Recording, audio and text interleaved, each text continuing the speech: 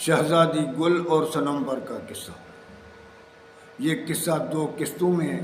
اس کی پہلی قسط پیش کی جاتی ہے۔ شہزادی صنمبر کا کہ ایک بادشاہ تھا، بادشاہ تو کائنات کا میرا رب اللہ ہے، لیکن وہ ایک خطے کا والی تھا۔ اس کو 7 بیٹیاں تھیں۔ اس کی چھوٹی چھوٹی جو بیٹی تھی اس کا نام صنمبر تھا۔ وہ بہت حسین خوبصورت تھی۔ جیسے جیسے وہ جوانی کو پہنچتی گئی اس کا حسن کھلتا گیا، اتنا اس کا حسن کھلتا گیا جیسا اس کا اخلاق تھا، جیسی اس کا قرب تھا، ویسا ایسا اس کا حسن تھا۔ اور لوگوں کو اس کے حسن کے چرچے لوگوں تک پہنچتے گئے، اور بڑے بڑے بادشاہ کے پاس رشتے کے لیے میسیج کرنے لگے۔ جب بادشاہ کے پاس رشتے آئے تو بیٹی نے کہا کہ ابا جان میری 6 بڑی بہنیں بیٹھی ہوئی ہیں اور میرے لیے رشتہ آ رہا ہے، اس کا میں جواب دوں گی کیونکہ میرا شرط ہے، جو میرا شرط پورے کرے گا میں اس سے شادی کروں۔ جب لوگوں نے یہ سنا تو لوگ دڑا آ رہے تھے۔ اس میں اتنی کشش تھی لڑکی میں کہ وہ بندہ بے قرار ہو جاتا تھا کہ میں ہر حالت میں اس کو پالوں۔ وہ لوگ آتے تھے، بولو آپ کا کیا شرط ہے؟ اس نے کہا یہاں کے 2 دن کا فاصلہ جنگل سے کر کے جب پار کرو گے تو ایک شہر آئے گا باغات کا، 1 دن کا وہ سفر ہے، پار کر کے اس کے دوسرے طرف ایک شیش محل ہے، شیشے کی محلات ہے، مجھے یہ بتانا کہ اس محلات کس کی ہے اور اس میں کون رہتا ہے۔ جو بھی مجھے وہ بتائے گا میں اس سے شادی کروں۔ اب لوگ شہزادے بڑے بڑے دانا نکل پڑے۔ پہلے تو جب جنگل سے جاتے تھے وہاں بڑے خطرناک شیر اور درندے بڑے خطرناک تھے، بہت سارے بندے تو وہاں ہی ختم ہو جاتے تھے۔ اس کے بعد اگر نکل بھی جاتے تھے تو جب شہر پر آتے تھے تو وہاں باغات تھی، میوے ہی میوے تھے، اور بیچ باغوں کے راستہ تھا، اس طرف بھی لڑکیاں اس طرف بھی لڑکیاں، حسین ترین، ان کے ہاتھوں میں شراب کے شیشے ہوتے تھے، اور لوگوں کو مائل کرتے تھے، ان کے ہاتھوں میں فروٹ شیشے کے شراب، وہ لوگ اس کے طرف مائل ہو جاتے تھے اور وہاں ان کو نشے میں مست کر کے وہاں اس کو ختم کیا جاتا۔ وہاں تک کوئی پہنچتا ہی نہیں تھا۔ تو یہی قصہ ہے بیٹے، جب اللہ تعالیٰ نے جنت اور جہنم کو بنایا تو جنت میں بڑی کشش رکھی، ان کی میں ہر چیز، ان کی عورتیں ایسے حسین ترین ہیں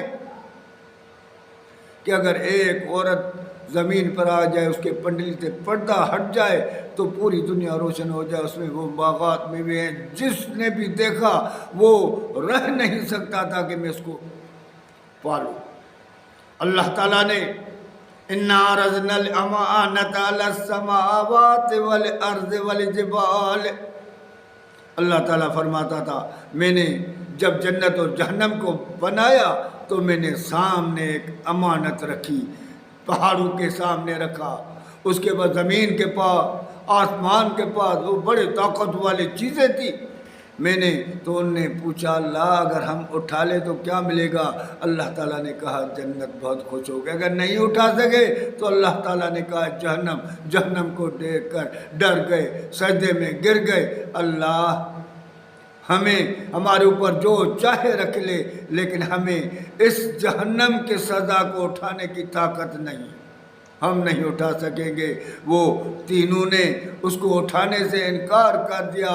تو انسان کو جب وہ مزہ، کیونکہ کشش کے پیچھے انسان، جب کشش اس کو اتنی کشش ہوتی ہے وہ کہتا ہے میں اس کو ہر حالت میں پالوں۔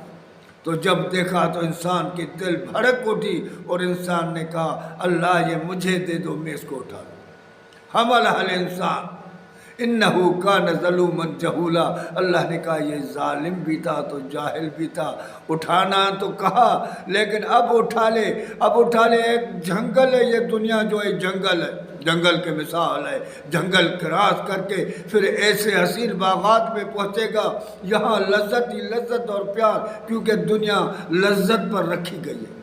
اب اس لذت اور عیاشی میں آ کر برباد ہو جاتا ہے اور اپنی منزل کو بھلا بیٹھتا ہے۔ جیسے وہ شہزادے آتے تھے ان لڑکیوں اور شراب کو دیکھ کر اس لذت میں وہ برباد ہو جاتے تھے، ان کو وہ وہاں شراب نشہ پلا کے مدہوش کر کے اپنے طرف مائل کر کے ان کا مال بھی چھین لیتی تھی اور ان کو قتل بھی کیا جاتا تھا، اور وہاں تک واپس وہ پہنچ ہی نہیں سکتے تھے تو ہزاروں شہزادے وہاں تباہ اور برباد ہو گئے اور وہ موت کے منہ میں اتر گئے۔ تو ہمیں بھی یہ سوچنا چاہیے اس دنیا کی لذت نے ہمیں برباد کر کے رکھا ہے، اور ہم اپنے اس جو اللہ سے وعدہ کر کے آئے تھے اور اس وعدے کو ہم بھول گئے ہیں۔ جس نے بھی وہاں توجہ کیا تو وہ پلٹ جائے گا، اس دنیا کی لذت کو چھوڑ کر، اس دنیا کی بے حیائی کو چھوڑ کر اور ان چیزوں کے عیاشی کو چھوڑ کر اپنے رب کو راضی کرنے کی کوشش کرے گا۔ اس کا دوسرا حصہ انشاءاللہ تعالی دوسری قسط میں پیش کروں گا۔